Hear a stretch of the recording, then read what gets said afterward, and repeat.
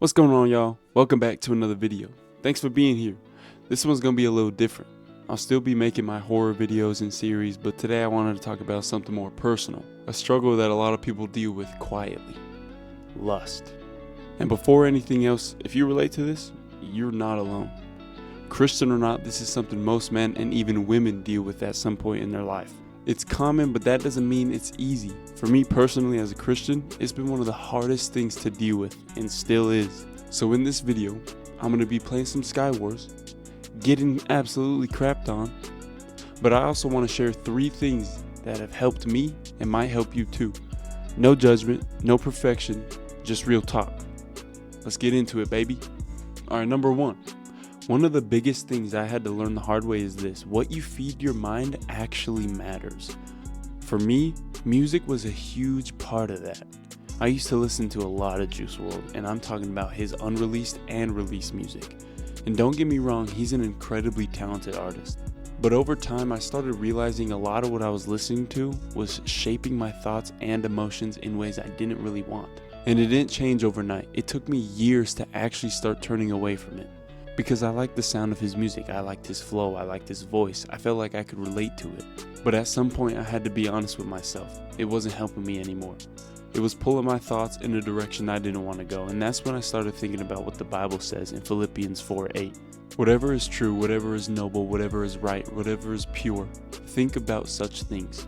And I had to ask myself, is the music I'm listening to, does that line up with that? Because not everything you enjoy is necessarily good for you. And it's not just music either.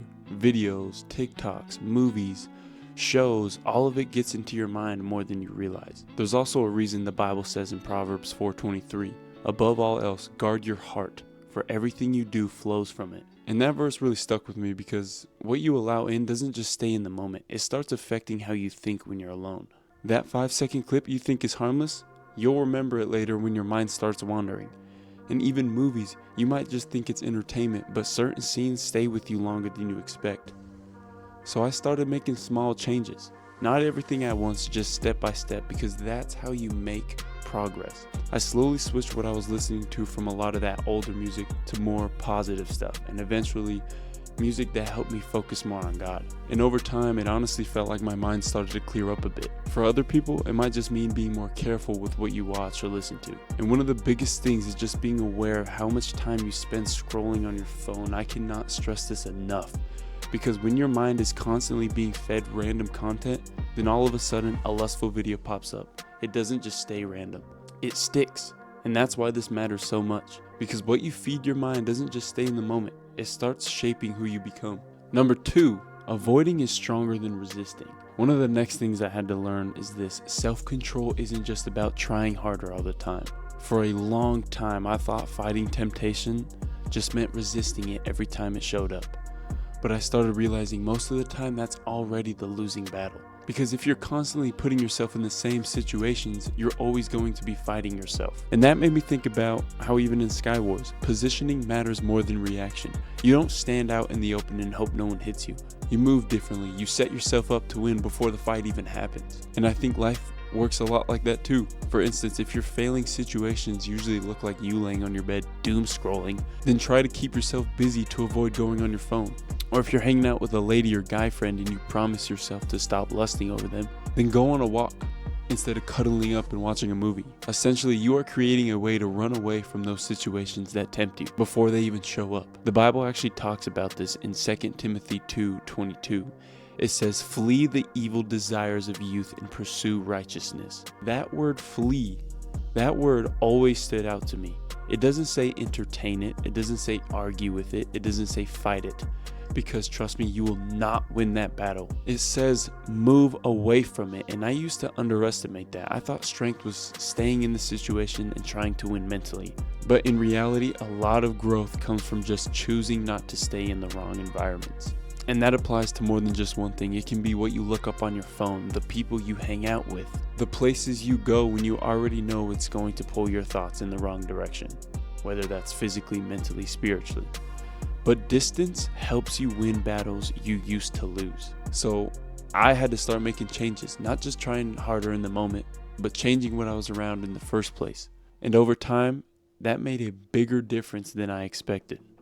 Okay, and the last thing that I'm still learning is that discipline isn't built in big moments, it's built in small ones.